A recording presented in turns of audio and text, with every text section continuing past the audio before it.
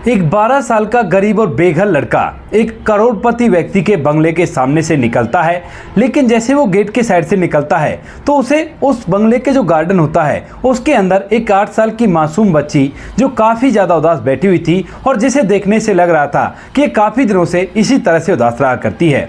अब इसे देखने के बाद उस लड़के से रहा नहीं जाता है और वह दीवार फांदकर गार्डन के अंदर चला जाता है। वहां पर जाने के बाद वह लड़की पहले तो उसे देखकर डर जाती है, लेकिन वह लड़का उसके सामने कुछ ऐसी हरकतें करता है जिन्हें देखने के बाद उस लड़की के चेहरे पर मुस्कान आ जाती है। अब यहाँ पर यह सब कुछ उस लड़की का पिता भी देख लेता है जो कि करोड़पति व्यक्ति है, और वह एकदम से टिंकू को धमकाने लगता है। अब टिंकू जो कि डरा सहमा एक कोने में खड़ा रह जाता है, लेकिन उसके बाद जो एक करोड़पति व्यक्ति उसके साथ करता है उसके बारे में टिंकू ने भी नहीं सोचा था। क्या हुआ था ऐसा इस कहानी में, पूरी सच्चाई के बारे में जानने के लिए वीडियो को अंत तक जरूर देखें।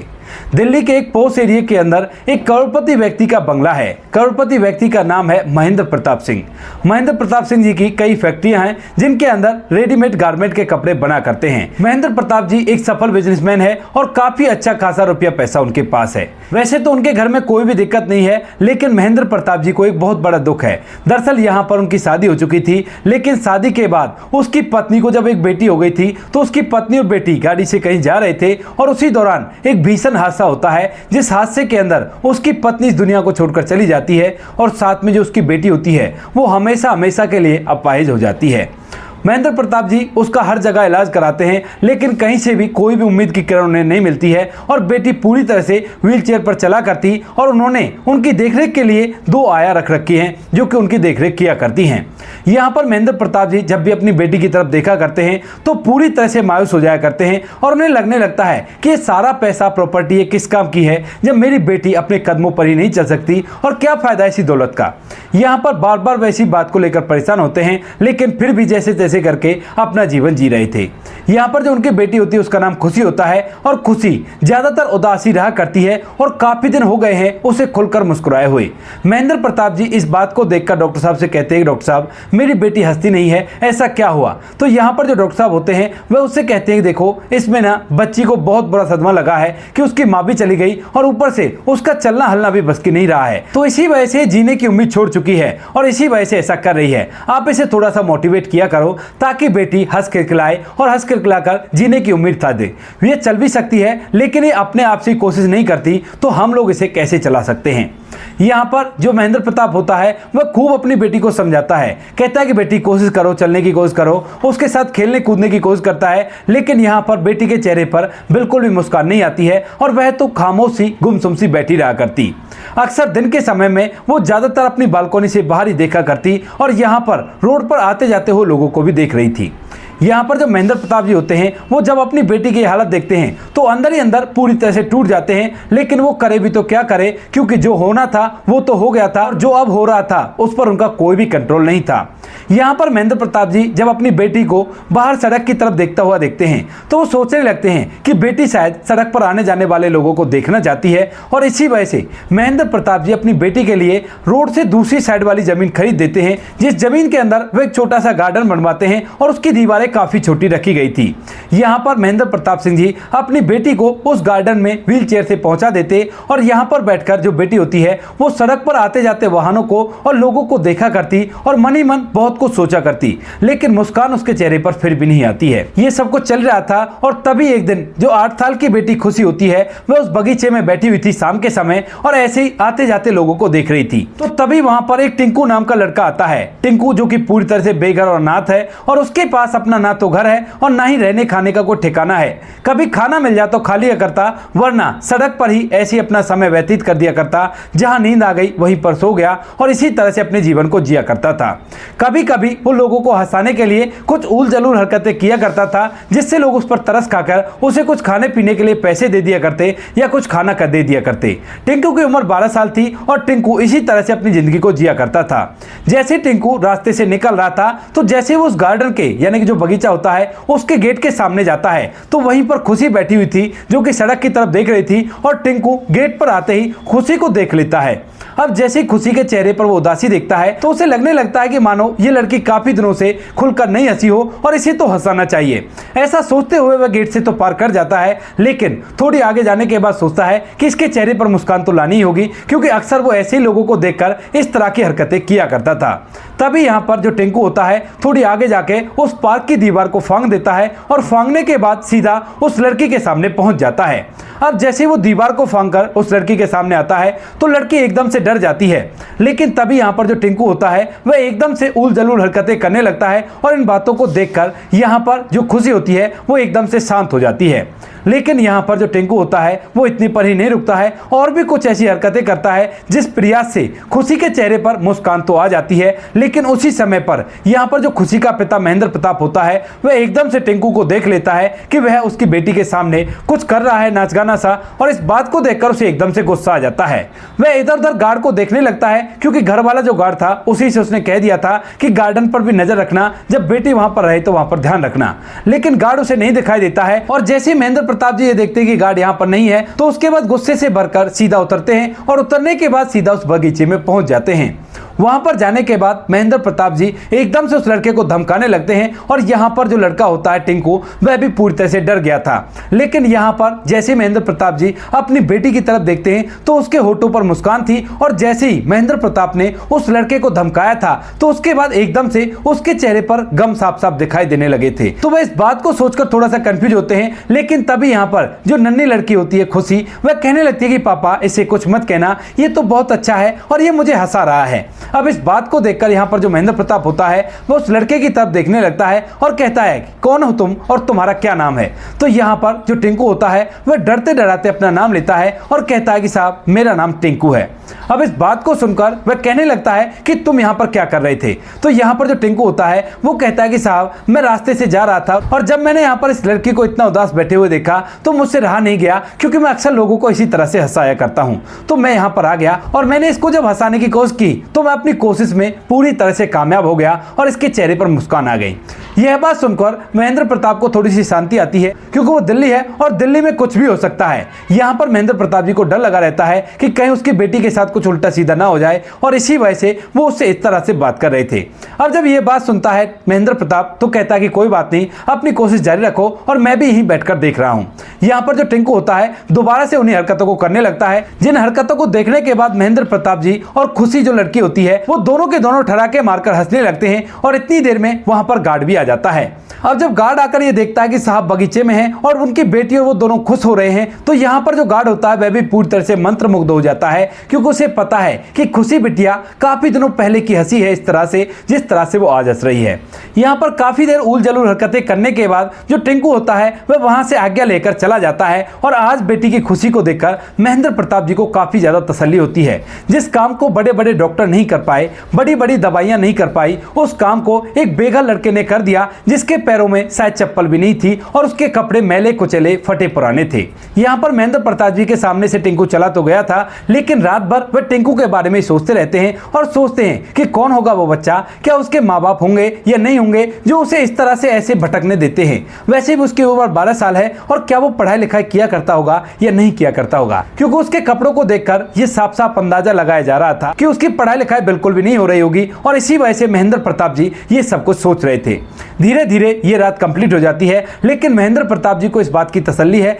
कि उसकी बेटी खुशी बड़ी अच्छी तरह से मुस्कुराई थी, और ये काफी दिनों बाद ऐसा हुआ था। यहाँ पर जैसे ही दूसरे दिन की सुबह होती है तो सुबह सुबह महेंद्र प्रताप अपनी कंपनी में चले जाते हैं, लेकिन आज उनके चेहरे पर एक अजीब सी संतुष्टि है, और इसके बाद वे कंपनी में जाकर भी अच्छी तरह से काम करते हैं। जैसे ही शाम होती है तो शाम के समय महेंद्र प्रताप जी अपनी बेटी को लेकर उसी पार्क में बैठ जाते हैं और सोचने लगते हैं कि शायद वो लड़का आज भी आएगा। इधर यहाँ पर जो टिंकू होता है वह जब से उस लड़की को हंसाकर आया है उसे लग रहा है कि उसने जंग जीत ली है, और ऐसा काम तो उसे दोबारा भी करना चाहिए, क्योंकि वो लड़की आज भी शायद वहीं पर होगी और दोबारा से उसे हंसा देता हूँ। ऐसा सोचकर जो टिंकू होता है दूसरे दिन भी वहां पर आ जाता है और वहां पर आने के बाद जैसे वो खुशी को दोबारा से देखता है तो खुशी उसे देखते ही एकदम से खुश हो गई थी और जैसे ही महेंद्र प्रताप को पता चलता है कि वो लड़का आ गया है तो वह दरवाजा खोलकर उसे गार्डन के अंदर बुलाता है। यहां पर आने के बाद वह दोबारा से अपनी उन्हीं हरकतों को चालू कर देता है। कोई छोटा सा नाटक जैसे किसी बस कंडक्टर और ड्राइवर की लड़ाई हो रही हो या कोई सवारी पैसे देने में चिक चिक कर रही हो, इस तरह के छोटे छोटे नाटक वह उसके सामने किया करता है। और इन नाटकों को देखने के बाद खुशी के चेहरे पर एक अजीब सी खुशी आ जाती है, जिस खुशी को देखकर जो महेंद्र प्रताप होते हैं वह भी बड़े खुश हो जाते हैं। यहाँ पर आज जब टिंकू कर्तव्य दिखा रहा था तो उसी समय महेंद्र प्रताप जी सोच रहे थे कि आज इस बच्चे से पूछना है कि ये कहाँ रहा करता है और किस तरह से इसका जीवन चला करता है, क्योंकि रात भर उन्होंने इसी के बारे में सोचा है। और जब टिंकू उनसे विदा लेना चाहता है, कहता है कि ठीक है साहब मैं चलता हूँ, आप अपनी बेटी का ख्याल रखना और ये बहुत ही अच्छी है, बहुत प्यारी इसकी हंसी है और ये जरूर से ठीक हो जाएगी, आप चिंता मत करो। तो यहाँ पर जो महेंद्र प्रताप होते हैं वह एकदम से उसे रोकते हैं, कहते हैं कि बेटा मैं क्या पूछ सकता हूँ कि तुम्हारे माता पिता कहाँ हैं। तो यहाँ पर जैसे टिंकू माता पिता का नाम सुनता है तो एकदम से उसके हंसते हुए चेहरे पर एक अजीब सी खामोशी आ जाती है और वह सर नीचे की तरफ कर लेता है। महेंद्र प्रताप दोबारा से पूछता है बेटा क्या मैंने कुछ गलत पूछ लिया? अगर तुम नहीं बताना चाहते तो कोई बात नहीं, मैं तो बस वैसे ही पूछ रहा था कि तुम्हारे पैरों में चप्पल भी नहीं है और इस समय पर तुम अपना समय कैसे व्यतीत किया करते हो। तो यहाँ पर जो टिंकू जिसकी आंखों में अब तक आंसू आ चुके थे वह अपने आंसू को पहुंचता है और कहता है कि साहब ऐसी कोई बात नहीं है, दरअसल मेरी माँ की मौत तो बचपन में हो चुकी थी और उसके बाद मेरे पिता मेरे साथ रहा करते थे, लेकिन माँ के बाद जो पिता होते हैं वह शराब पीने लगते हैं और शराब पी पी कर वह ऐसे हो गए थे, एक दिन न जाने कहां चले गए, उसके बाद आज तक भी उनका कोई अता पता नहीं है। माता पिता के बाद जिस किराए के कमरे में मैं रहा करता था मकान मालिक ने मुझे वहां से भी निकाल दिया और अब मैं इधर उधर सड़कों पर ही मेरा घर रहा करता है, जहां पर नींद आ जाया करती वहीं पर सो जाया करता और जिस तरह से आपकी बच्ची को हंसाया है उसी तरह से लोगों को हंसा दिया करता, किसी को तरस आ जाता तो वो मुझे खाने के लिए दे दिया करता। ऐसा कहकर वह हंसते हुए वहां से जाने लगता है, लेकिन तभी जो महेंद्र प्रताप जी होते हैं वो उसे रोकते हैं, कहते हैं कि बेटा अगर ऐसी बात है तो तुझे कहीं भी जाने की जरूरत नहीं है, तो यही इसी गार्डन के बने हुए इस कमरे में रह सकता है, क्योंकि तुमने मेरी बेटी को हंसाया है तो तुम्हें खाना पानी तो मैं दे ही सकता हूं। इस बात को सुनकर यहाँ पर जो टिंकू होता है वह एकदम से हैरान हो जाता है और कहने लगता है कि साहब सच में आप मुझे खाने पीने के लिए दे दोगे? तो यहाँ पर जो महेंद्र प्रताप होता है वो कहता है कि हाँ बेटा मेरी बेटी की खुशी मेरे लिए बहुत बड़ी है और यहाँ पर जब तुम रोज रोज उसके पास रहोगे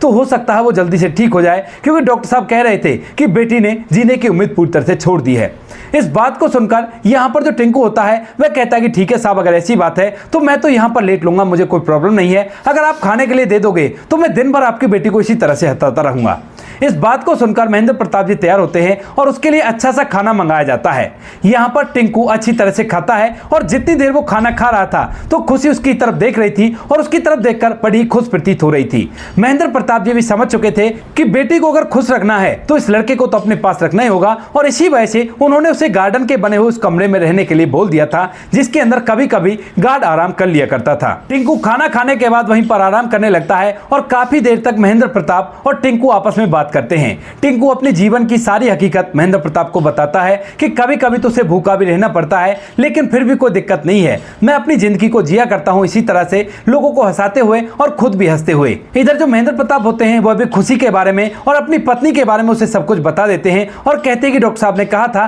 कि इसने जीने की उम्मीद छोड़ दी है और अगर तुम्हारी वजह से मेरी बेटी की तबीयत ठीक होती है तो उसके बाद तुम्हें एक बहुत बड़ा इनाम मिलेगा। यहाँ पर ये बातें करने के बाद जो महेंद्र प्रताप जी होते हैं उस लड़के को आराम करने की जगह दिखा देते हैं और खुद अपनी बेटी को लेकर बंगले में चले जाते हैं। दूसरे दिन सुबह जैसी होती है तो यहाँ पर महेंद्र प्रताप सुबह सुबह अपनी बेटी को लेकर गार्डन में आ जाते हैं और टिंकू दोबारा से उसे हंसाने के लिए तैयार होता है। टिंकू अजीब अजीब हरकतें करके तरह तरह के नाटक करके खुशी को हंसाता है और इसी तरह से समय बीतने लगता है। धीरे धीरे इन बातों को 10 से 15 दिन बीतते हैं और 10-15 दिन बाद एक शाम के समय जब महेंद्र प्रताप जी वहां पर बैठे हुए थे और टिंकू वहां पर कर्तव्य दिखा रहा था और बेटी खुशी बड़ी खुश प्रतीत हो रही थी, तो उस समय पर यहाँ पर जो टिंकू होता है वह एक अजीब चाल चलकर दिखाता है और इस चाल को चलते हुए देखकर टिंकू को खुशी कहने लगती है कि नहीं नहीं तुमसे अच्छी तरह से नहीं आता, मैं चलकर दिखाती हूँ। ऐसा कहकर यहाँ पर जो खुशी होती है अपनी हथेलियों को व्हीलचेयर के हैंडल पर टिकाती है और खड़ा होने की कोशिश करती है। उसने थोड़ी सी कमर उठा ली थी लेकिन उससे आगे वो नहीं उठ पाती है और दोबारा से व्हीलचेयर पर गिर जाती है।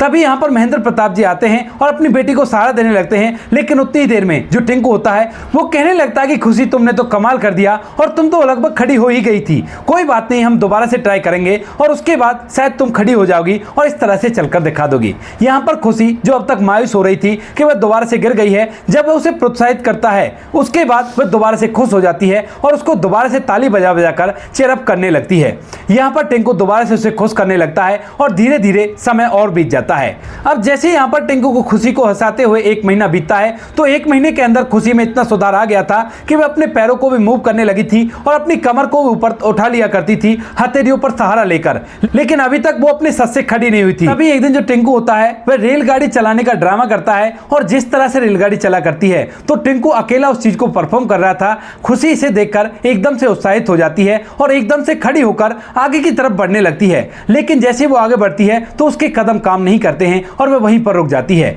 जैसे टिंकू इस चीज को देखता है तो एकदम से आकर उसे संभालता है और महेंद्र प्रताप जी भी ये सब कुछ देख रहे थे। महेंद्र प्रताप जी की आंखों में आंसू आ गए थे कि उनकी बेटी जो काफी दिनों से व्हीलचेयर पर लगातार बैठी रही थी वह एकदम से आज अपने आप तो खड़ी हो गई और चलने की बात ही तो है, चल भी जाएगी। यहाँ पर जो महेंद्र प्रताप जी होते हैं वो बराबर डॉक्टर साहब को भी दिखा रहे थे खुशी को, और डॉक्टर साहब खुशी का इंप्रूवमेंट देखकर उसी हिसाब से उन्हें दवाई दे रहा था। इसके बाद धीरे धीरे कुछ दिन और बीतते हैं और कुछ दिनों में टिंकू के जो प्रयास होते हैं वो पूरी तरह से सफल हो जाते हैं और जो खुशी होती है वह अपने पैरों पर धीरे धीरे चलने लगती है। यहाँ पर जब खुशी अपने पैरों पर चलने लगती है तो उसके बाद एक दिन महेंद्र प्रताप जी टिंकू के पास आते हैं और कहने लगते हैं, बेटा मैंने तुमसे कहा था ना कि अगर मेरी बेटी की तबीयत ठीक हो गई तो उसके बाद तुम्हें इनाम मिलेगा। तो यहाँ पर जो टिंकू होता है वह थोड़ा सा खुश भी होता है और थोड़ा सा मायूस भी हो जाता है, क्योंकि उसे लग रहा था कि महेंद्र प्रताप जी अब उसे यहाँ से जाने के लिए बोल देंगे, क्योंकि अमीर लोग इसी तरह के हुआ करते हैं। लेकिन यहाँ पर जो बात महेंद्र प्रताप जी कहते हैं उसे सुनने के बाद टिंकू की खुशी का मानो कोई ठिकाना ही नहीं था।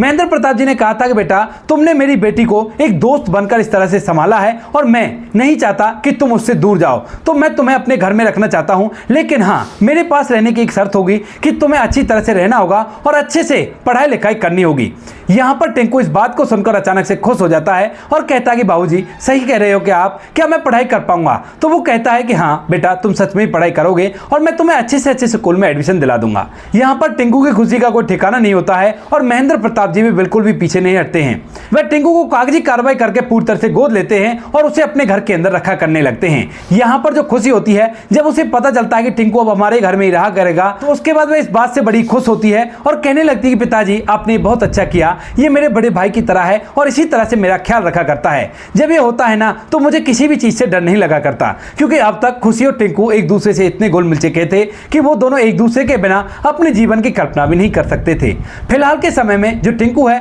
वो अच्छे से अपनी कॉलेज की पढ़ाई कर रहा है और जो यहाँ पर खुशी है वह फिलहाल अपने पैरों पर चला करती है और स्कूल जाया करती है। दोनों भाई बहन में बड़ा ही गहरा प्यार है और टिंकू अपने पिता यानी कि महेंद्र प्रताप जी का कहा माना करता है और उनके बिजनेस में भी उनका हाथ बटाया करता है। तो दोस्तों ये थी आज की कहानी, आपको जैसी भी लगी हो कमेंट सेक्शन में बता देना। वीडियो अगर अच्छी लगी तो वीडियो को लाइक और चैनल को सब्सक्राइब जरूर करें ताकि हमें थोड़ा सा हौसला मिल सके आप लोगों के लिए ऐसे अच्छे वीडियो बनाने के लिए। इन कहानियों को सुनाने का उद्देश्य किसी को परेशान करना बिल्कुल भी नहीं है। ये कहानी आपको इसलिए सुनाई जाती है ताकि आप लोग इन कहानियों में से कुछ ना कुछ सीख सको और अपने जीवन में उस चीज को अप्लाई कर सको। मिलते हैं किसी नेक्स्ट वीडियो नए टॉपिक के साथ, तब तक के लिए जय हिंद, जय भारत, जय हिंदुस्तान।